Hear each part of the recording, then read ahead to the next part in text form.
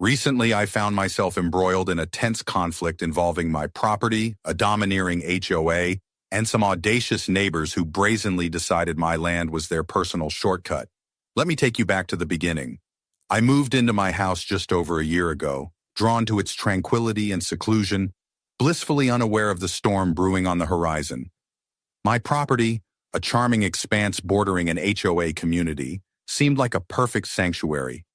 Little did I know, the entitlement simmering within some HOA members would soon erupt into a full-blown confrontation.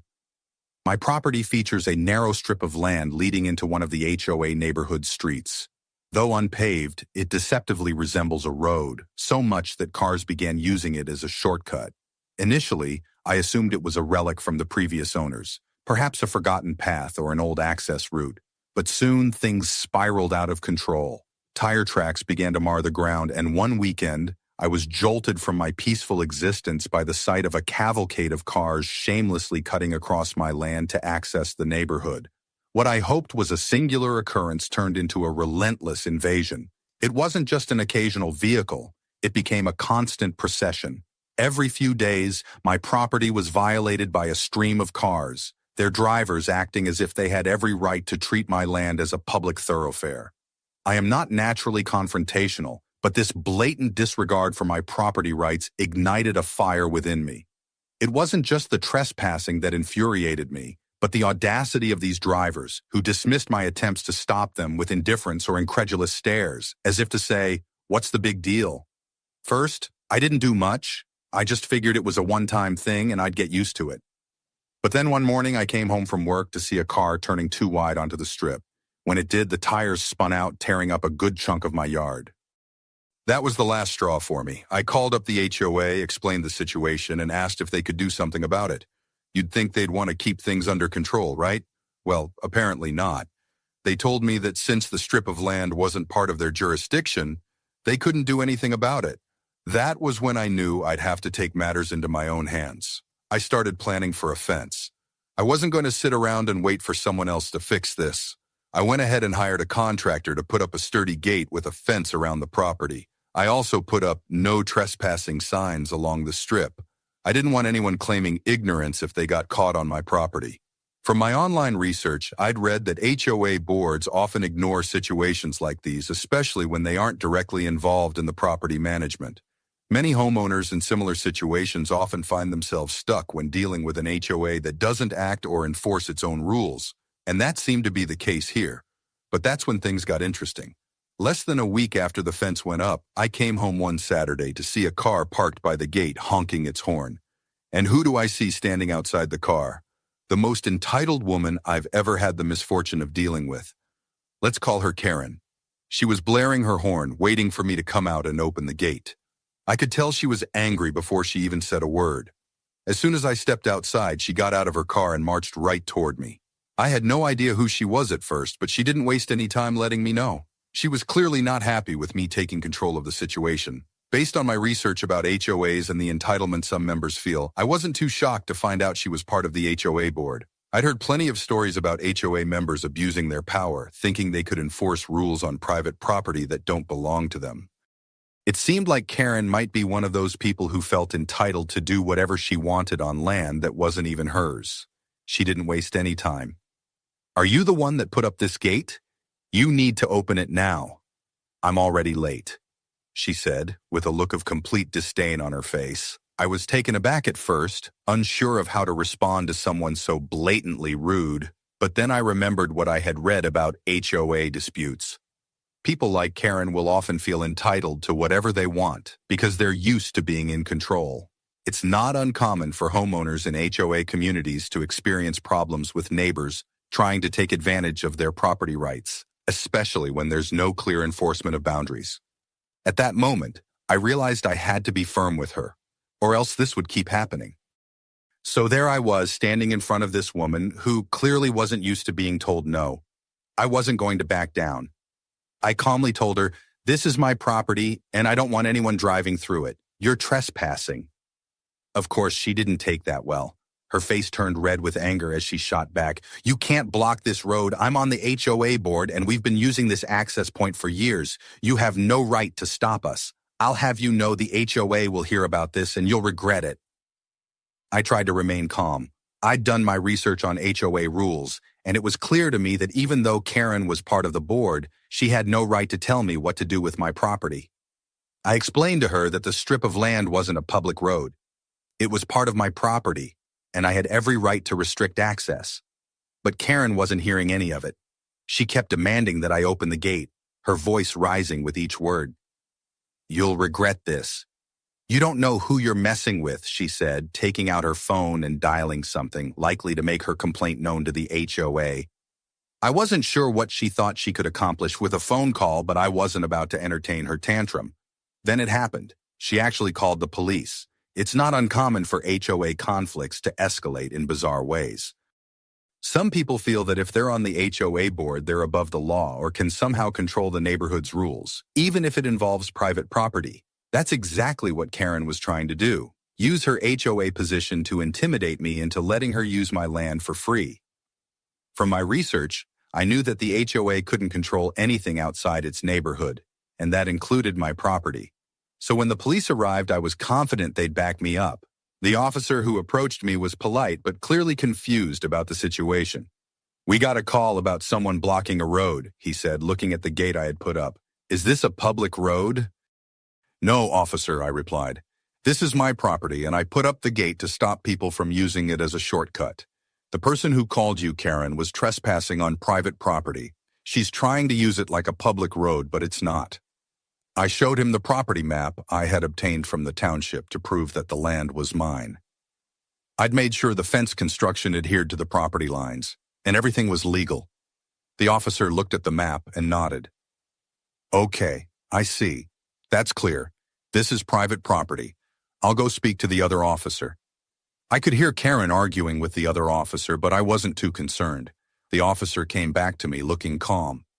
"I'm sorry, but she's been misinformed," he said. "This isn't a public road, and you're within your rights to block access. I'm going to explain that to her." As he walked away, Karen was still shouting about how the HOA would come after me. I couldn't help but roll my eyes. In HOA conflicts like these, people often overestimate their authority. HOAs can impose rules within their community, but they have no jurisdiction over private property outside the neighborhood, especially when it comes to matters like trespassing. I knew that from the many cases I'd read about. People in similar situations had won court battles or simply forced the HOA to back off by standing their ground. I couldn't help but feel a sense of relief as the officer spoke to Karen. It was clear that they were on my side, but then Karen took things to the next level. As the officers finished their conversation with her, she came storming up to me, practically seething with anger. "This isn't over," she hissed. "I'm going to make sure the HOA takes action. You're going to regret doing this. You can't just block access to a road that's been used for years." I wasn't intimidated. I calmly responded, "Go ahead, but just know this is my property, and I have every right to do this. If anyone tries to use it again, I'll call the police myself." The officers, now done with the situation, nodded in agreement with that. Karen reluctantly left, but not without a final dramatic glare. I couldn't help but feel a bit of satisfaction. The HOA's involvement was getting ridiculous, but I knew I'd done the right thing. Later that night, I checked the footage from my security cameras. Sure enough, I could see Karen's meltdown from earlier. Watching it back, I realized how absurd the whole thing had been. She acted like I was the one who was in the wrong, even though she was the one breaking the law. The next few days were eerily quiet. No more cars drove through my property, and Karen's threats didn't seem to be making much of an impact. I thought the situation had blown over, but of course this is an HOA story, so things were about to take a turn. About a week after the confrontation, I received a letter from the HOA. I hadn't expected it, but at the same time, I wasn't surprised. It seemed like Karen had finally gone over my head, probably to other board members, and now the HOA was getting involved. They wanted to schedule a meeting to discuss my actions, namely the fence and gate that blocked what they had called a public access point. I sat down with the letter in my hands and laughed a little. There was no way the HOA had any legal grounds to force me to take the gate down. They could try to pressure me, but I had researched everything thoroughly, and I wasn't about to back down. I made sure my property was in full compliance with the law, and my rights were clear. The HOA couldn't touch that. The letter didn't make much sense anyway. The HOA was acknowledging that I owned the property, but they seemed to believe they had the right to control it just because people had been using the road for years. They even mentioned the community's needs and how I was interfering with what they considered a long-standing shortcut. That was laughable. The HOA didn't own the land, and no amount of past usage made it a public road. I prepared for the meeting, though, just in case. I gathered all the evidence I'd collected, including the property lines, a map from the township, photos of the area, and camera footage of Karen's initial outburst. I wasn't taking any chances. When the day of the meeting came, I drove over to the HOA office. The room was filled with board members who looked at me as if I were the villain in some neighborhood drama. I immediately spotted Karen sitting at the head of the table, her arms crossed in a self-righteous posture. She looked smug, as if she already knew she had the upper hand. But I was ready. The meeting started with the board president introducing the issue. He briefly described how my fence was blocking access to the public road and how several neighbors had voiced concerns. Karen quickly added, "This is affecting all of us. That shortcut is the most convenient way to get into our neighborhood, and now we're stuck using the main road, which adds several extra minutes to our commute. I've been a member of this board for years, and we've never had any issues with this access point until now." I let her speak, but I knew she was just trying to create a sense of urgency and make it seem like I was causing widespread chaos. I raised my hand to speak, and the president nodded for me to proceed. "I understand your concerns, but the truth is, this isn't a public road," I said, standing firm. "I've done my homework. This strip of land is private property, and I have every right to block off access to it. It's not a shortcut. It's my land, and I don't want anyone using it without my permission. If any of you had done your homework, you'd know that the HOA has no jurisdiction outside of its own boundaries." There was a moment of silence in the room. Karen was visibly upset, but I could see that a few of the board members were starting to rethink their stance. They had no legal leg to stand on. Still, Karen wasn't going to give up that easily. She shot back, "This is absurd. Just because you have a piece of paper saying you own the land doesn't mean you can just mess with everyone's lives. We've been using that shortcut for years. You're causing unnecessary trouble." At this point, the other board members began to murmur among themselves. One asked, "Are we sure this is even within our jurisdiction?" Another board member added, "I don't think we can force him to do anything if it's his property. Karen, maybe we should focus on resolving this without escalating it further." I could feel the shift in the room. My stance was gaining traction. The more I explained that the HOA had no authority over private property, the more the board members seemed to agree. They were starting to realize that their position was weaker than they thought. Karen, however, was not having it. She stood up and slammed her hands on the table. "This isn't over. I'll take this to higher authorities. You'll regret letting him get away with this." The president raised his hand to calm the room, clearly trying to avoid further escalation. "Karen, I think we've discussed this enough for now. We'll need to review the legalities and talk with our attorney before making any further decisions. But for now, it seems we don't have much choice but to respect the property owner's rights." It was a small victory, but it felt like a big one. Karen wasn't done, though. I knew she'd keep pushing, but I was prepared for whatever came next. The HOA, however, seemed to be backing down, understanding that they were on shaky ground legally. After the meeting, things seemed to settle down for a while. The HOA had told Karen they would review the legalities, but I could tell from their hesitancy that they weren't eager to push the issue further. Karen, however, wasn't one to back off easily. Over the next few weeks, I received several more letters from the HOA, each one more aggressive than the last. They insisted I needed to restore public access and suggested I remove the gate or risk further legal action. But I knew they were bluffing. In the meantime, I continued with my life, secure in the knowledge that I had done everything right. I checked the cameras regularly just in case anyone tried to trespass again. I also reached out to some of my neighbors who had been using my property as a shortcut. Surprisingly, some of them apologized and promised they would never use the road again. Others seemed indifferent, but at least I knew I wasn't entirely alone in this. Then one day, while I was out running errands, I received a call from my lawyer. Apparently, Karen had contacted a lawyer of her own and was planning to take me to court. She claimed that the HOA had authorized the road as a public access point and that I had violated some sort of community easement by blocking it. My lawyer quickly assured me that there was no such easement in place and that the HOA had no legal standing in the matter. It was nothing but an attempt to bully me into removing the gate. Still, Karen's persistence was getting under my skin. I knew that the legal battle could drag on, and I wasn't prepared to waste my time and money on it. So I decided to take one more step to ensure I was fully protected. I reached out to a local news station that specialized in property rights and HOA issues, hoping to shed some light on what was really happening here. I sent them a brief outline of the situation along with photos of my property, the fence, and the letter from the HOA. To my surprise, they responded quickly and wanted to do an interview. A few days later, I found myself sitting in front of a camera explaining how the HOA was overstepping its bounds and how I was simply trying to protect my private property.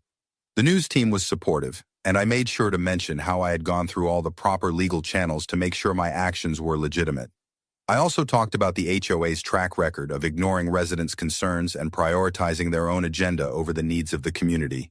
The interview aired on local news that evening, and the response was overwhelming. The following week, Karen called again, but this time she wasn't as forceful. In fact, she seemed almost apologetic. "I saw the news," she said, "and I realize I may have overreacted." She told me that after seeing the coverage, some of her neighbors had spoken out against her and the HOA's tactics. She admitted that the HOA had no real claim to the land and that she had been too aggressive in trying to force me to change my property. She apologized for the way she had acted. I was stunned. This wasn't the Karen I had dealt with weeks earlier. I wasn't about to forgive her completely, but I could tell she had realized the error of her ways. It was an unexpected turn of events, and it seemed like the whole situation was finally coming to a close. Shortly after the news interview, I received a formal letter from the HOA. They apologized for their involvement and confirmed that they would no longer pursue any action against me. They also issued a reminder to the residents that they must respect private property and avoid trespassing on others' land. Karen, according to the letter, had been advised to step down from the board, but they didn't go into specifics. It felt like a victory, not just for me, but for anyone who had been bullied by an HOA in the past. I had stood my ground, backed down when necessary, and in the end, I had my rights respected. The road was still blocked, the gate was still up, and my property was finally safe from intruders. A few months drifted by, and the HOA shifted their focus to other issues. Karen was thankfully out of the picture, leaving me in a semblance of peace. Yet reflecting on the whole ordeal felt surreal, almost like a battle fought on shifting sands.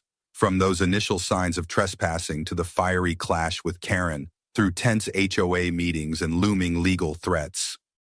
I gained insight into property rights and the complex power dynamics when someone tries to enforce their will. Though I occasionally still field questions from neighbors about the fence, most have come to terms with the situation.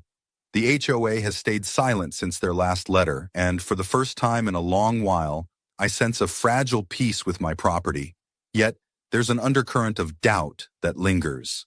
I sometimes catch sight of a car on the main road and wonder if those drivers ever ponder their choice to bypass my land. But uncertainty clings. Could they try to seize what's mine again? For now, I hold on to the hope that my property remains truly mine.